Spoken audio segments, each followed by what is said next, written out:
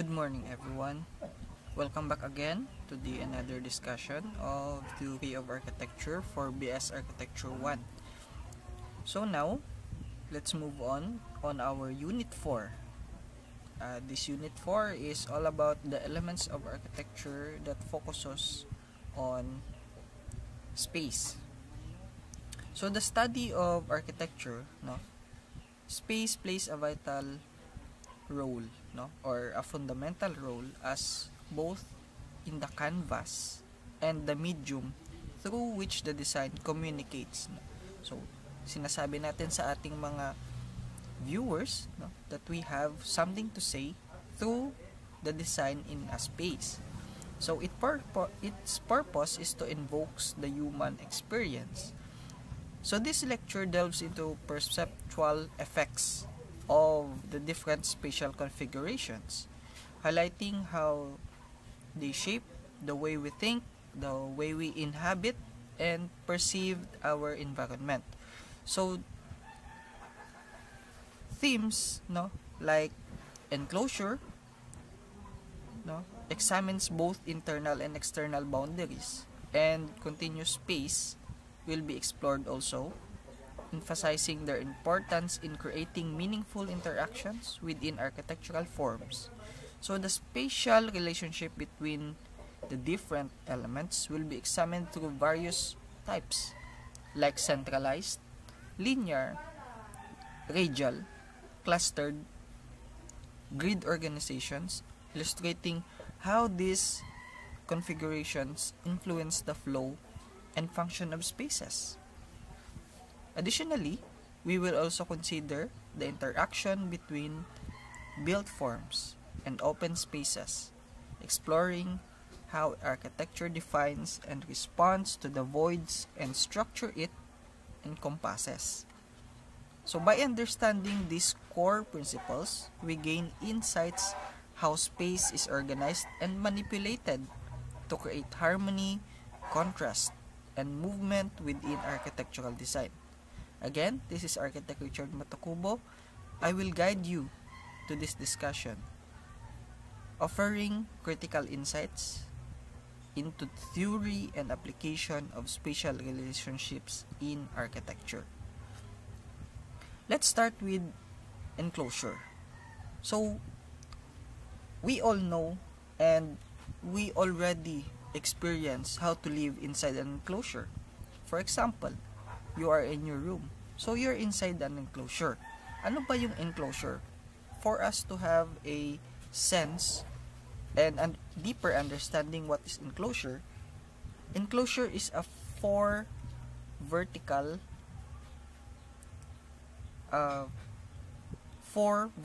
planes, encompassing a field of space. Okay? So, ini-enclose niya ang isang area through four vertical planes. Ano yung mga four vertical planes na yun? Yun yung walls, ceilings, and floors. Okay? Napapaloob ka doon and you're in a enclosure. Okay?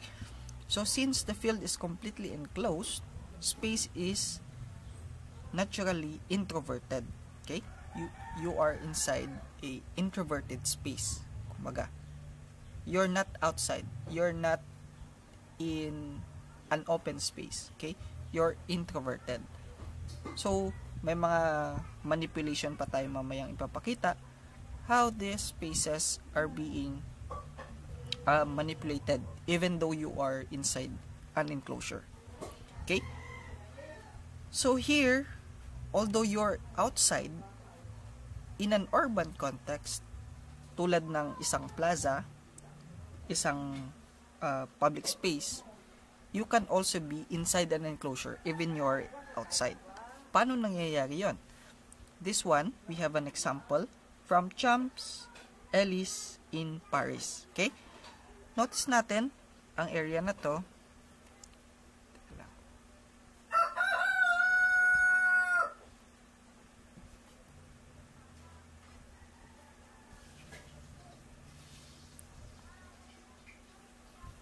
okay?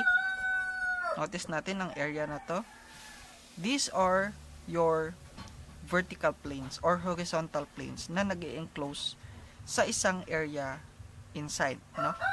You're basically enclosed by buildings. So ganun yung kanyang pinoportray when you are enclosed in an urban context.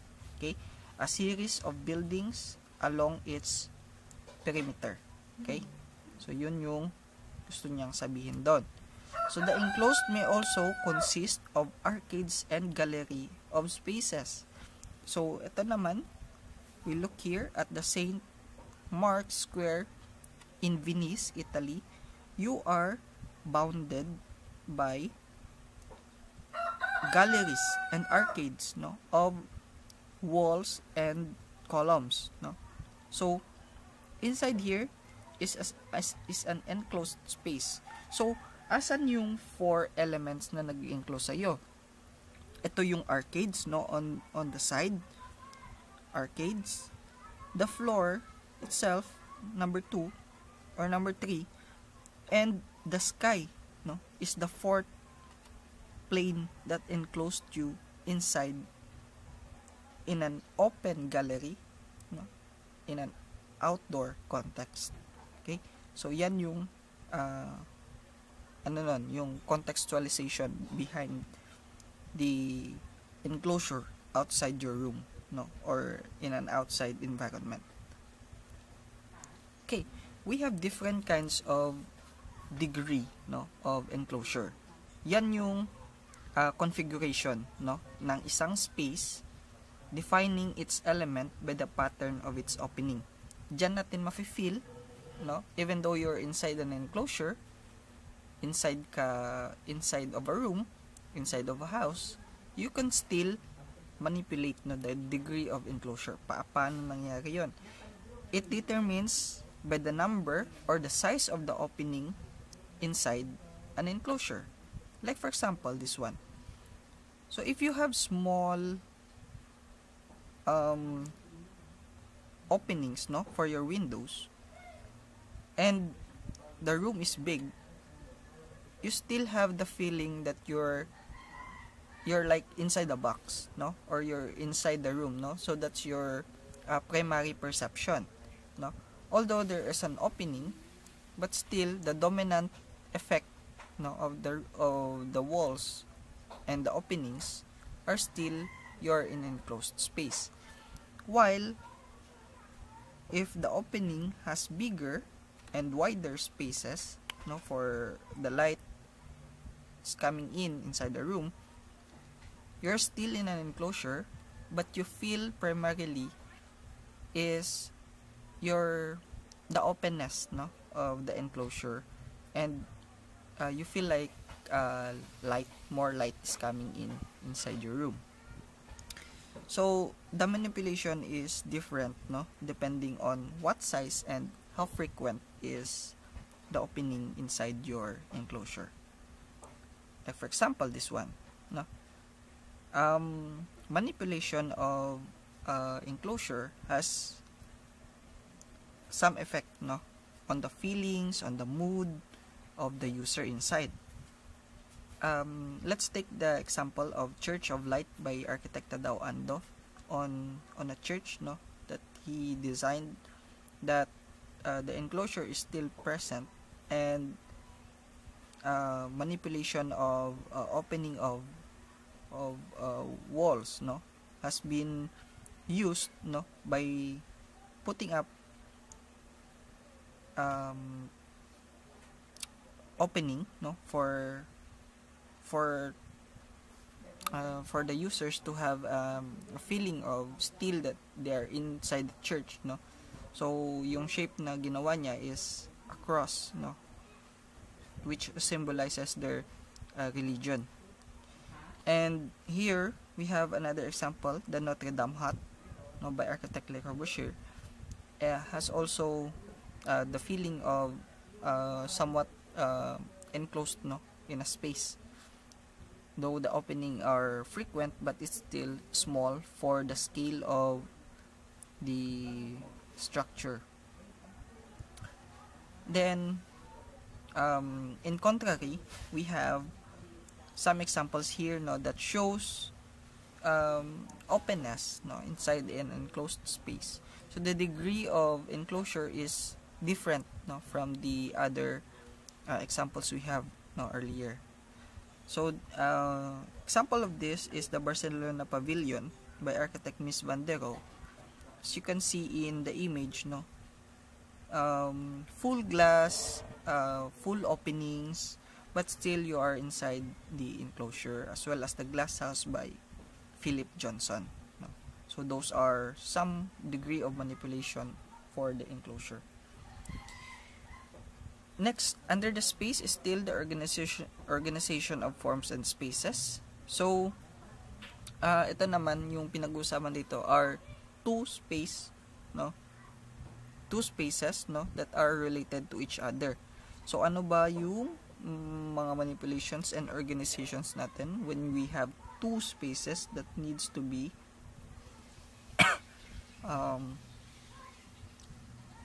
manipulated and organized, no? Those two spaces. So isa dito, we have space within a space. Okay, so syempre, if you have a space inside the space, one is bigger and one is smaller, just like in the example here in the upper left side, no? Interlocking spaces is two spaces may abut each other or share a common border, no? Like for example, this one, interlocking yung tawag natin dyan. Adjacent space naman is the field, no? There's a field, no, between the space, or they could overlap, no, into each other. Space linked by a common space, so this is the common space, and the two spaces are linked, no, by a intermediary space, no, for their relationship, para magkaroon sila ng relationship to each other. Another explanation, no, for the space within the space. So yung isa kanina na sinabi natin, it could envelope, no, or contain a smaller space within a volume. So here are some examples of that, no, for the visual and spatial continuity of those two spaces. So one is larger and one is smaller. Okay, so that is space within space. So magkakaibang effect nun, no, if you put that space, no, on the different sides, no, of a bigger space, just like here, no. So kung ilalagay mo siya sa gitna, it has some open space on the outside of a smaller space, bigger spaces, or tighter spaces, no. So ganyan yung effect niya when you see it in isometric. Okay, then manipulations also of orientations, no. So nagkakaroon siya ng ibang perception, no, just like on the isometric view, as well as hindi lang naman square or rectangle, you could add some more shapes, no, into that, as long as there's a space that is enclosed inside a space. Okay, interlocking spaces naman, these are overlapping, no, of two spatial fields that emerge in a zone of a shared space. Okay, so kung titingnan natin, ang basic concept niyan is there's the two separate spaces have been interlocked, no, and there's a common space, no, for them. And kung napapansin natin, it could have a subtractive form, no, or generative form, no, in a form of subtraction or addition, no. So you could subtract, no, one space, no, so imaginary space is still filling up the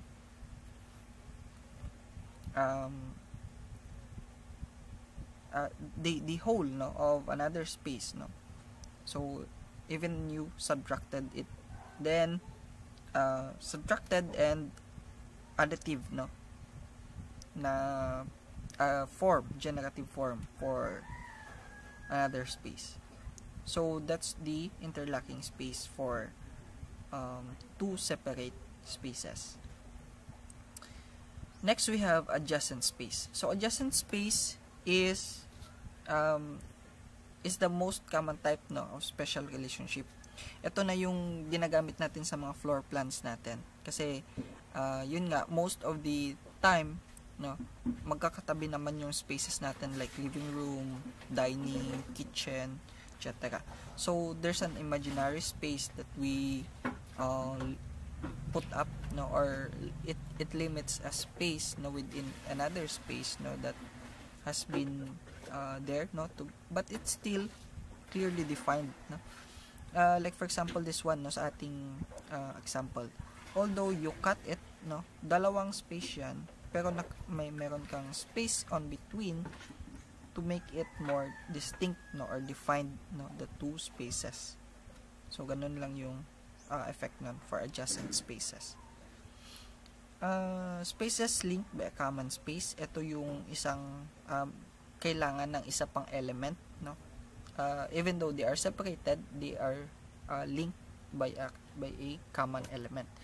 So the two spaces that are separated by distance, no, just like the example here or here, no, the fundamental, it can be linked, interrelated to each by a third immediate space. Okay, tatlo yung element dito na makikita natin.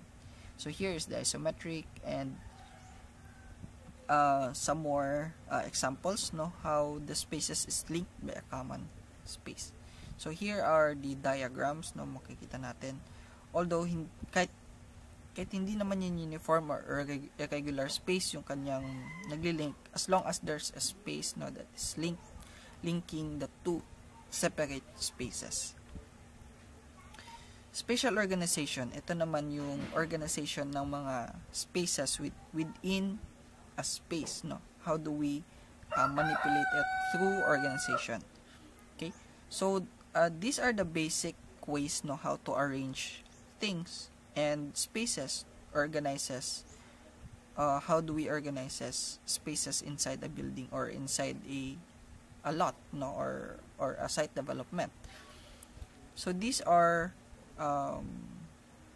so when you try to organize, no, spaces inside a space, no, how to make it more functional, no, or it requires a specific form. Kumbaga, kung kailangan mong sumunod dun sa concept, no, na tinutumbok ng iyong design, you could make it more divided, no, into smaller parts. The spaces could be divided into smaller parts and begin to create an arrangement, no, of a specific form that you're trying to do. And these spaces are flexible in use and can be freely manipulated, as you can see in our example, no, kung paano siya how they communicate, no, to the people who are seeing the space, no, and it's up to you how do you interpret. Okay, so each and singular space has a function or significance, no, because they are part of the space. So probably each and everyone in those space has a function, no, or yung sinasabi natin, you are part of the bigger picture. So there's a significance in the building organization. Having similar functions can be grouped into functional cluster or repeated into a linear sequence, just like this one, and require exterior exposure for light, ventilation, and access outdoor spaces. So katulad nito, may mga space in between para hindi siya matrap, no, dun sa loob ng space, and it must be segregated for privacy and easily access. Okay. Another spatial organization is this organization can be applied, no, within your buildings, no, sa loob ng building mismo or outside the building. So titingnan natin yung mga examples nito mamaya-maya. For the centralized organization, we can see that the organizational organizational manipulation of the spaces is stable, no? We have here the fundamental, no, na presentation, no, for the centralized organization. So the composition that consists of a number of secondary spaces grouped around a large dominant central space. So kung nakikita natin, meron siyang central space or yung pinaka-focus, no, which is on the center. Kaya nga siya tinawag na centralized organization. So may makikita tayong centerpiece, no. So yun yung gusto niyang sabihin sa mga spaces na nakikita natin dito ngayon sa example. So centralized organization whose forms are relatively compact, kasi hindi mo naman imaginein mo meron kang center piece o di kaya emphasis, no, within the center of your space, but it's still loose, no, or magkakalayo sila sa bawat isa. So it's still a centralized organization, but the emphasis is weak. Kumbaga yung pinapakita mong image. So it establishes points and places in space and terminate actual conditions and serve as an object form with defined field of volume or spaces. So at ganito siya ina-apply, no, yung sinasabi nating centralized organization. So can you see the floor plan of Taj Mahal, no? So the Taj Mahal has a centerpiece which radiates which has a space, no, on its it is surrounded by other spaces that makes it more that the centerpiece is centralized. Okay, so meron siyang organization of spaces that has a centerpiece, no, and it emphasizes a centralized organization of spaces. So ganyan yung kanyang itsura, no, on the top view or in a floor plan, as well as the Humayun's tomb, no. So ganyan. So may centerpiece siya and it's still closely related, no, by other spaces in its site development or in a development in an area. So ganyan yung mga examples natin for a centralized organization. Another example is the Pantheon in Rome. Okay, centralized organization din siya since may mga saturated, no, in a certain area and it's still surrounded, no, by other spaces. So kung nakikita mo, it is a space within a space, no. We have a space here and another space here. So there's an additive form lang, no, on some areas, no, of the Pantheon, Rome. Okay. So another example, no, for a centralized organization, we have the Guggenheim Museum by architect Frank Lloyd Wright.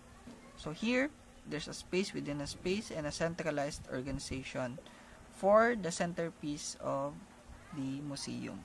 Okay, so section view, ito yung section view, no, makikita natin there's a centralized space here, no, parang imaginary cylindric type of space, no, in a center, and napapalibutan siya ng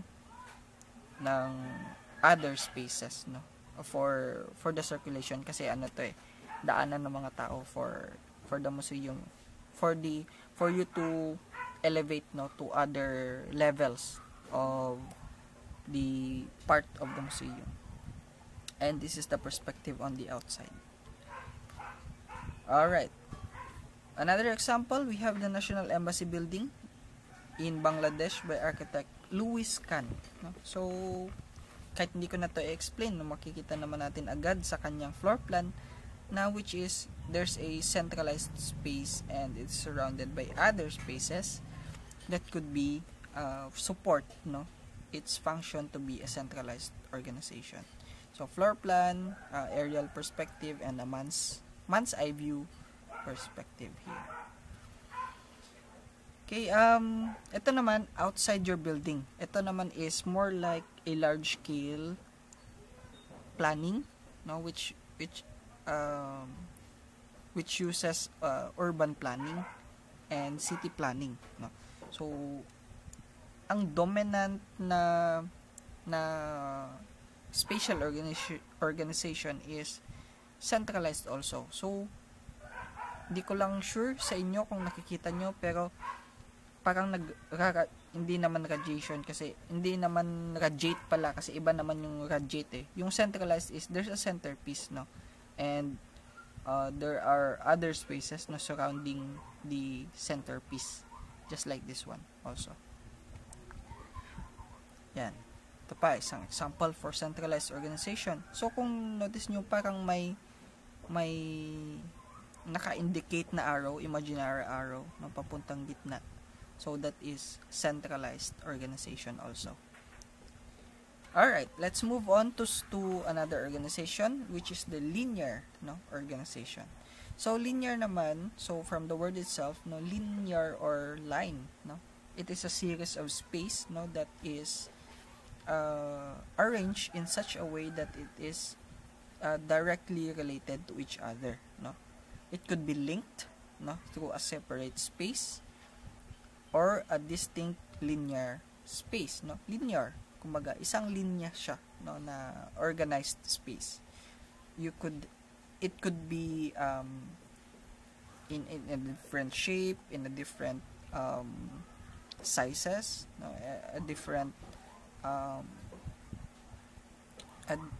different yun nga, shape and other sizes for other spaces, but you can have it more but ang pinaka-dominant na pinapakita niya is it emphasizes a series of spaces, no, in a linear form, no, in a linear manner. Okay, so the form of a linear organization can relate to form by its context by linking and organizing them along its length, no? Along its length. Kumbaga, meron siyang pinapakitang linya and serving as a wall or barrier to separate them into different fields. So, the surrounding and enclosing them within a field of spaces. So, etong example natin is, example na din to natin, no, last time sa mga lines, no, sa fundamentals talaga sa pinakauna, no, but it still, no, shows a very good example, no, for linear organization. This is the project of architect Le Corbusier, no, the United de Habitación. So here is the linear floor plan, no. Kung makikita natin, linear din yung kanyang floor plan, and the perspective itself, no, is still in a linear form. Space within a space within a space, and it creates a linear effect, no, especially on horizontal form. Another example, we have the House 10 by architect John Heduc, no. So ano ba yung makikita nating linear form dito? Sa floor plan, no, you can see isometric pala the linear form of the hallway, of the whole structure, no. So ganyan yung itsura niya on elevation and on aerial view. So linear yung pinapakita niya even in the floor plan. Alright, so bakit naging linear din to? Hindi naman siya straight. It's still a linear, no, because it is a series of space, no, along it on a certain path, no. Kung mag-iba man na kanyang orientation, but the spaces are series, no. It is still a series of spaces, just like the Baker House by architect Alvar Aalto. So yun yung floor plan niya is in a series of line, no. Although it's not straight, but still it's in a linear organization, no. Isang linya siya, kumbaga. Ganyan yung itsura niya in a aerial perspective and the man's eye view, no. So, mahalata mo talaga na linear yung kanyang spatial organization. And also this one, no, straight road, no, or a long road, no, which has a spatial organization through the houses, which we can literally see that there's a linear organization of houses in a road. Next, we have radial organization. Ito naman, kaya sinabi ko kanina, magkaiba yung centralized, no, sa radial. Kasi yung radial combines, no, elements of both centralized and linear. No? Meron siyang linear and it has a centralized. No? Magkaiba yung centralized, ha, kaysa sa yung centralized lang is you emphasize a center piece, no, or a center space in a certain bigger space, no. Yung radial naman is consist of centralized and a linear organization. So ganyan. Okay? May mga manipulations din yan, no, mamaya titignan natin. So other examples, no? No. Yan. So the dominant central space from which a number of linear organization extends, no? Extends. Kumbaga, may pinapakita siyang extension of linear organization within a radial manner. Okay? So it extends its arms and it become radially organized. So ganyan. So we have here an example, no, the Herbert Johnson House by architect Frank Lloyd Wright. Kung nanonotice nyo sa kanyang floor plan pa lang, there's a central piece, no, center space, no, and the arm extended a linear form of spaced organization. Okay, so meron siyang centerpiece and extended arm for linear organization. Okay? So, ganyan yung kanyang kanyang spatial organization. Then, aerial perspective, ito yung centerpiece and extended yung kanyang arm in a linear manner. Okay? So, yan yung radial organization. Another example. So, we have here the Secretariat Building, the UNESCO headquarters by architect Marcel Breuer. So, ganito, no, yung kanyang itsura in a floor plan. Meron siyang centralized space, center space, and extended also yung kanyang arms in a linear form. So, radial ang kanyang organization. Okay? So, ganyan sa aerial view. Another aerial view. Okay. Another example. We have the Guggenheim Museum at Bilbao by architect Frank Gehry. Iba din yung Guggenheim Museum, no, ni kanina yung isa. Yung kay architect Frank Lloyd Wright. Iba din to, no. Architect Frank Lloyd Wright, Guggenheim Museum. At yung isa ay ito, Guggenheim Museum naman by architect Frank Gehry, no? Frank Lloyd Wright yung isa, ha. Ito naman isa, Frank Gehry. So magkaiba yung itsura niyan at iba yung location. Ito Bilbao, Spain yung location, no. Ito yung isa New York, okay? So ito naman radial din yung organization niya.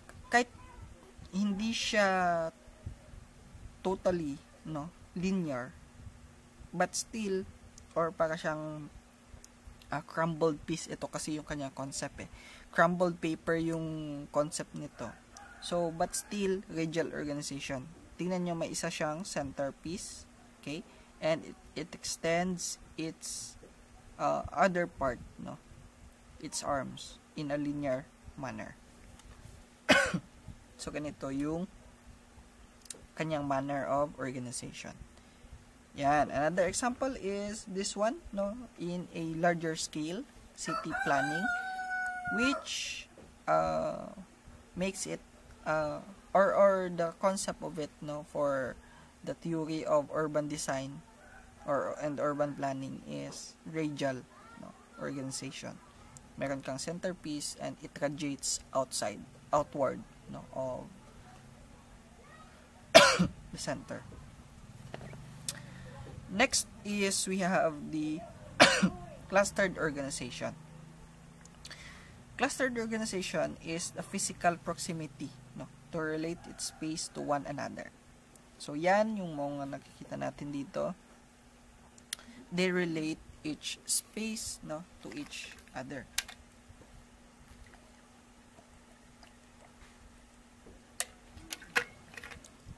And it's often consists of repetitive, no, circular space that have similar function and share a common visual traits such as shape and orientation. So yan yung spatial organization niya, no, in a clustered manner, no, naka-cluster. Kumbaga, kung ano yung kanyang space, it's still kung ano kanyang shape, I mean, it still insist, no, although naka-cluster siya, they still insist their own identity. So, ganyan. Different organization as a clustered space, no, have different kinds of manipulation, no. We have the repetitive spaces, sharing a common space, organized by an axis, centralized pattern, clustered pattern, contained within a space. So, alam naman natin yung concept behind that. Symmetrical condition, axial condition, another type of axial condition outside the space, a loop path, group along path, and a clustered about entry. The best example for this is the Habitat Montreal by architect Moshe Safdie. Okay, so take a look at the spatial organization, no, of a clustered space, no, manner. So ganyan yung itsura niya in an aerial and a man's eye view. So alam naman natin kagad pag naka clustered siya, it still insists its own individual shape, no. Another example, the Habitat Israel in Jerusalem by architect Moshe Safdie. So ito yung kanyang specialization, no, parang clustered organization yung kanyang type, no, when it comes to planning. Another example, we have the Falling Water by architect Frank Lloyd Wright. So nakikita nyo ba how it became a clustered organization manner? So yan, kahit sa floor plan, it's still a clustered manner, no, may kanya-kanyang shape, no, on its own, and it is being clustered, no, or seems like a Lego, no, to me. So ganyan yung kanyang itsura, no, naka-cluster din yan, cluster din to, naka-cluster din to, etc. So ano pa ba yung isang example natin in a larger scale? We have the organization of city, no, naka-super block or naka-block siya, no, block by block, kaya siya clustered. So yan yung kanyang isang example. Let's move on. We have another type of organization. We have grid, no, organization. So a grid is an organization consists of forms and spaces. So the relationship with one another are regulated by three-dimensional grid pattern or field. So yan, kung naka-grid, if you are coming from the math field, no, if you palaging mayroong grid, no, when you're trying to do a solution for a parabola, ellipse, etc. No, so pag naka-grid ka, you are creating two perpendicular sets of parallel lines, no, that established in a regular pattern of points and their intersections. So may mga intersections siya, and when you're trying to do it repetitively, it will create a modular unit of space. Okay? Meron siyang space na naka-create, no? It's a series of something, no? It could be a rectangular, a square, triangular, so on and so forth. Okay? So, ito yung mga examples how grid spaces is being grid, no? In an organizational pattern. So, here are some examples of grid type, no? So, of course, there are specific or types, no, of manipulation for grids. Okay. So, ito, apply na natin siya sa architecture.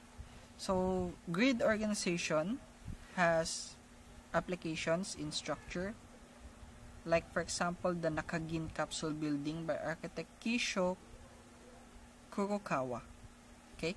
So, ganito yung itsura niya on elevation. So, nilagyan na natin ng imaginary line for us to know how it became a grid type space organization. So, ganyan yung itsura niya. So, basically, makakita kayo ng isang grid pattern. Okay? Ganyan yung itsura niya naman if you are trying to do a man's eye perspective and the details, no, of the buildings, no. Isa itong apartment or bachelor type, no, na living area or livable space, I mean. So, ito, another example, we have the Gandhi Ashram Museum by architect Charles Correa, So, yung kanyang spatial organization ng mga kubo and spaces along it, no? So, kasi ito, mga nakatayong mga walls na yan, they are the intersection of points, no, when you're trying to do a grid type na organizational spaces. So, yan yung itsura niya in a man's eye perspective. Another example is the Kimball Art Museum by architect Louis Kahn. Bakit siya naging grid type din, no, if you are trying to analyze it? Sa floor plan, kung nakikita natin, naka-grid type din siya. Although, magkaiba yung shape or I mean, hindi siya rectangular or uniform. It still insists, no, that the shape of the organizational spacing shape of the area is grid type. So yan yung itsura niya in a floor plan and perspective. And of course, larger scale grid organization is the Barcelona, Spain, no?